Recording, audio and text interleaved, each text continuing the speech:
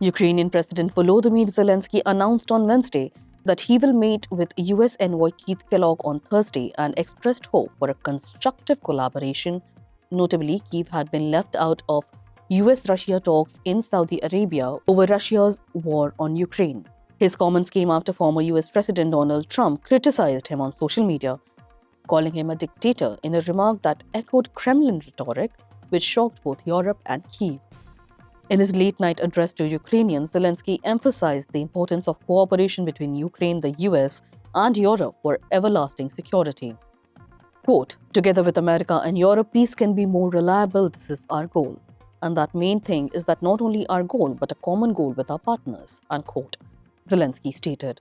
He also noted that the world's powerful nations face a crucial choice: to stand with Russia or to stand with peace. Quote, "The future is not with Putin but with peace," unquote, he said, urging the world leaders to choose peace.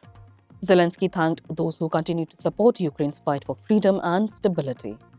Zelensky reaffirmed Ukraine's commitment to ending the war with Russia, which began in February of 2022 with the Russian invasion. He expressed confidence in achieving that peace would further prevent any Russian aggression, bringing home Ukrainian prisoners and secure the country's future. Trump's remarks made earlier on Wednesday criticized Zelensky, accusing him of being a dictator for not holding elections amid wartime and claiming that Zelensky's popularity has plummeted.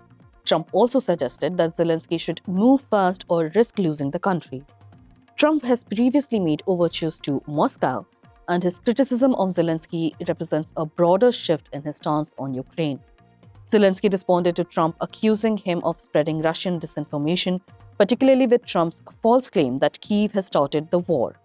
In contrast, British Prime Minister Keir Starmer reaffirmed his support for Zelensky, backing Ukraine's wartime suspension of elections, as was done in UK during World War II.